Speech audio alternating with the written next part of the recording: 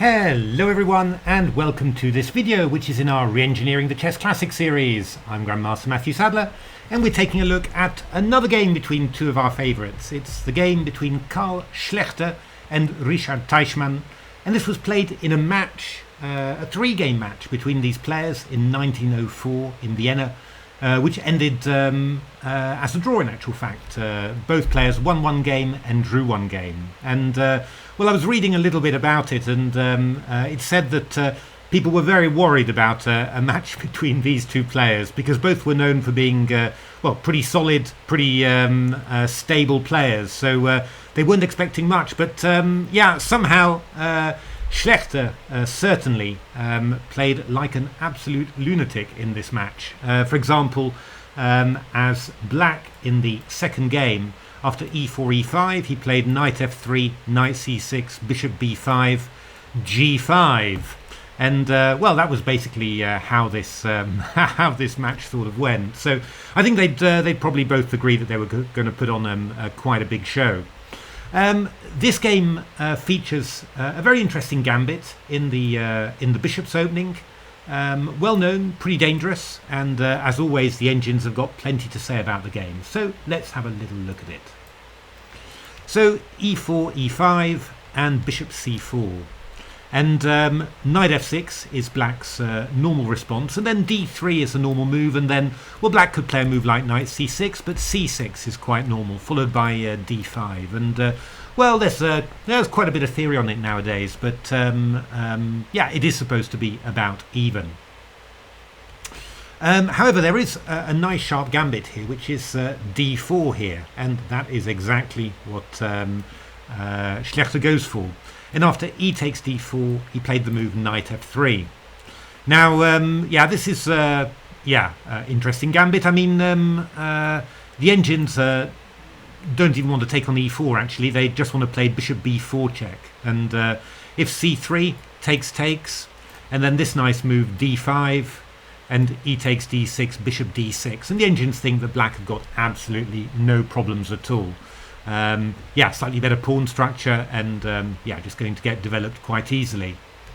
However, Teichmann took on e4, and after queen d4 we've got the main line of this variation. Black plays knight f6 just to protect the knight, and now we've got a choice. We could go knight c3. Schlechter went for bishop g5 in this position, and Teichmann reacted with bishop e7. There's a few other moves. For example, you could go knight c6, and after queen e3 check, you just go queen e7, and well, I mean, white can give you double pawns, but yeah, there's nothing much happening there. Black's got an extra pawn basically, and I guess that white probably has got enough to make a draw, but it's not that exciting. But bishop e7 allows white to play knight c3, and now we're really into kind of full gambit mode here. So what does black do here? Well, Teichmann played the move c6 followed by d5, which is very natural, just exploiting the fact that white doesn't have an e-pawn to put up a pretty solid barrier on the in the center there. Actually, the engines like the move h6, challenging this bishop straight away.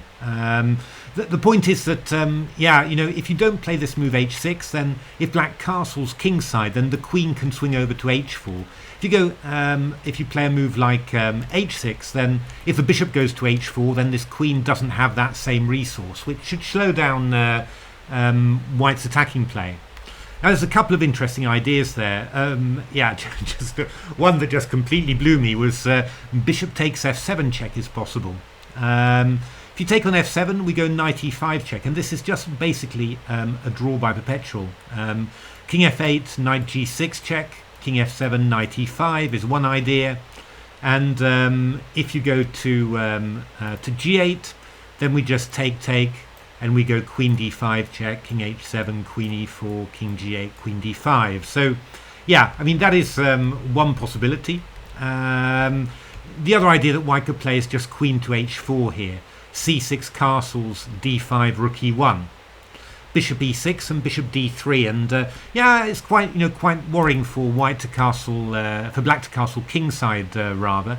But at the same time, moves like knight d4, or I don't know, even bishop g6, or rook takes c6 are coming in. There's quite a lot of potential danger in there, and it might not all work, but obviously for a human player, these things are definitely worried. When I saw that Stockfish was looking at king d7, I sort of thought, wow, what on earth is all this about? But it's kind of exploiting the fact that this queen doesn't have that many squares. So after here, black playing bishop d6 here, and if you go knight d4, then g5 happens, and the queen is kind of out of squares. Takes gh, knight d8, king d8 was a dragon Stockfish game, which ended eventually in a draw. Black's got an extra pawn, solid centre, but white's got the two bishops, and this pawn structure's a little bit split. So some interesting stuff there, but well, it looks like basically, in this position, white's got enough for the pawn, but no more than that. But c6 was played, castle queenside, d5, and rook e1. Very quick development there. So obviously, if d takes c4, queen takes d8 is checkmate, which is quite nice. So bishop e6 played by Schlechter, and now this move, queen h4. The ancients prefer bishop d3 first of all, and after knight b d7, then queen h4, and well, it's pretty interesting. I mean, knight f8. They're looking at going knight e2 and knight ed4 like this. You castle queenside, and it's the same, a very similar position to what we got in the game. Black's castle queenside, got his king safe, but a little bit tied up, kingside pieces. But I mean, he is a good pawn up, so not too much to complain about there. So, but queen h4 was played, knight b d7, knight d4, and why did the engines want white to play bishop d3? Because in this position, they just think that black can castle in this position. And, well, I mean, you've got something like rook e6, but then we just absorb that, that stuff, takes, knight takes, bishop d3, queen f7, and we're getting ready to play h6 with a pretty equal game. Just very nice that black's got these central pawns. So castle kingside would actually be possible in this position. And we've always got ideas as well, like playing h6, and if bishop h6, then stuff like knight e4, for example, or knight g4. But Teichmann played knight f8, and here Schlechter made a rather big mistake. f4 is what the engines want, which is very nice indeed, just looking for f5 here. And the best the engines could find would be knight g6, and then we just take, and go queen h3, threatening queen takes e6 here. So castles, queen e6, king h8, bishop d3, and this is a pleasant advantage for white. I mean, just nice initiative. Bishops pointing towards the king, two bishops. Nothing wrong with that for white. So f4 would have been a very strong move, but Schlechter went for the rather more spectacular knight f5, but the engine's evaluation falls to minus 1.54 after this.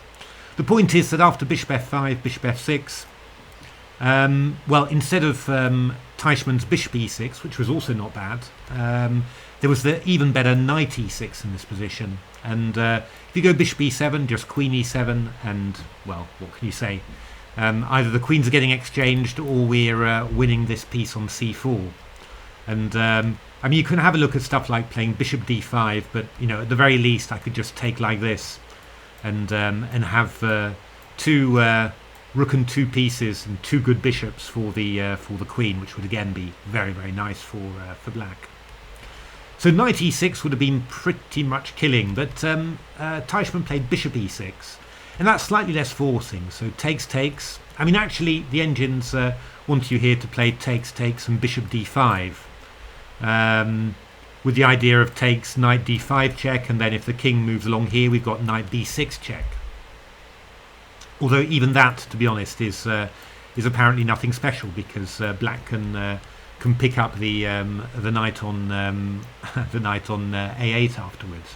This is probably about even, but I mean, black could even just play rook d8 and just exchange off, and it's just equal. But this was a match where both players were playing all out. So queen d4 was played, So keeping the queens on and hitting g7, and also trying to stop black from castling kingside because of attacking a7.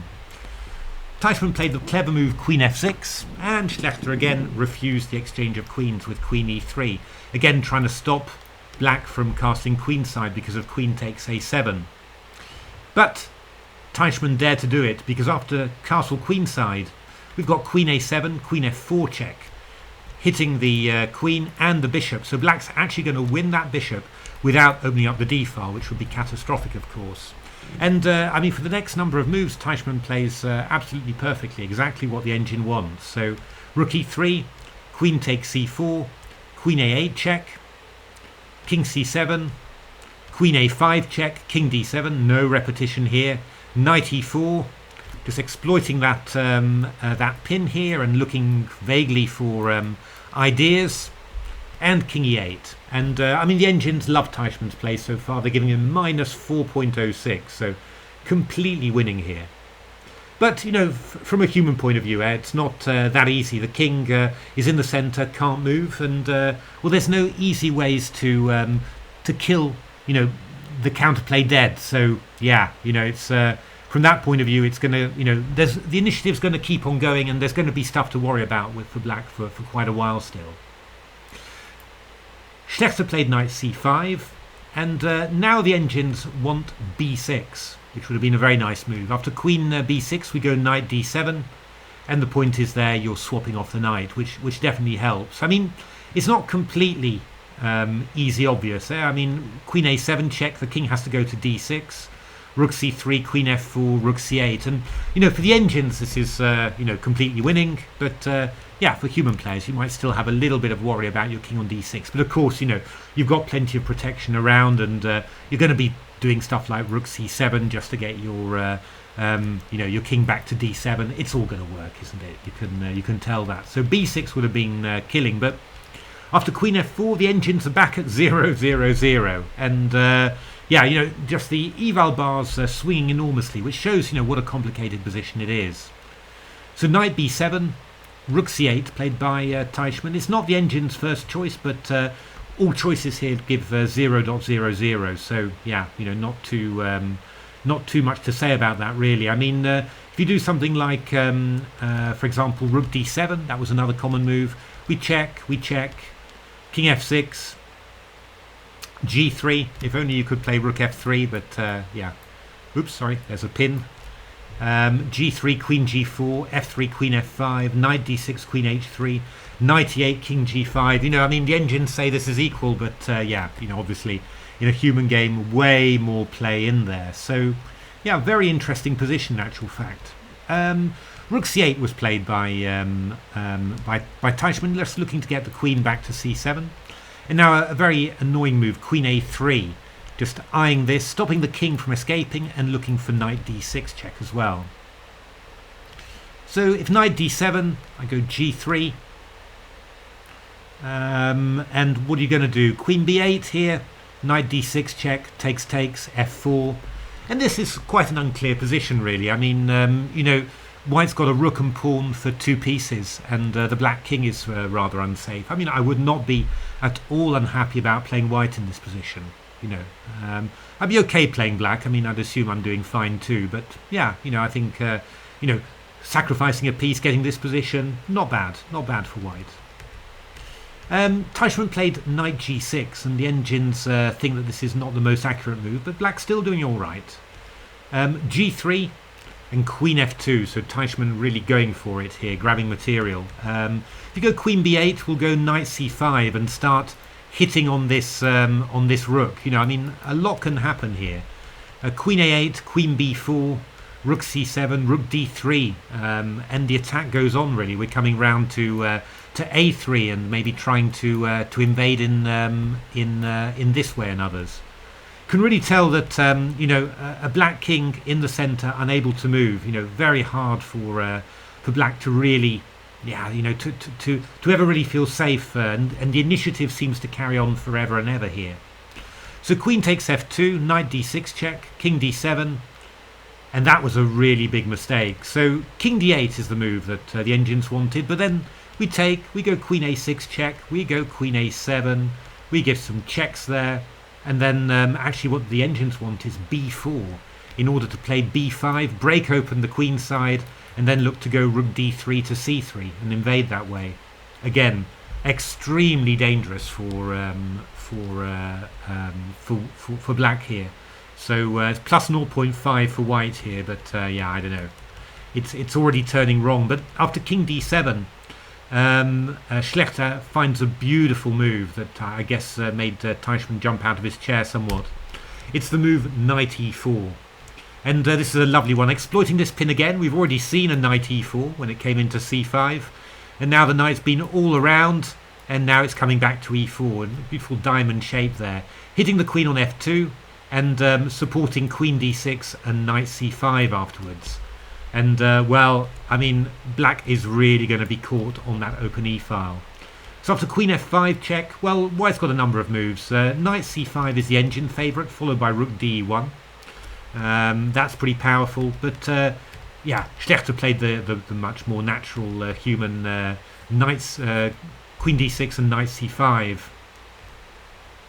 Now the funny thing is here that the engines say that it's 0.00 again, the position after queen d6, because knight f8 is the move, rook d1, and now this move queen g5, and this is the really annoying thing. You're actually threatening queen e7 just to swap off stuff, but at the same time you're pinning the rook to the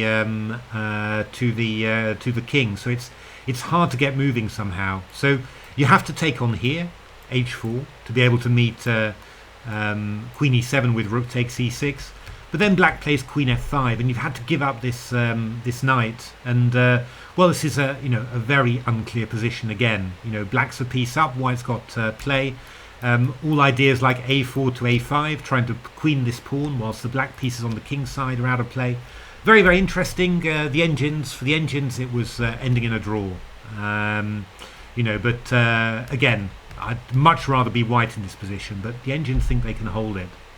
But Teichmann played kind of the final blunder, really. Played knight e7, and well, there's a number of moves here, but Schlechter's rook d e1 was very, very strong. We're just simply aiming to take, and then pile in with three major pieces against the knight on e7.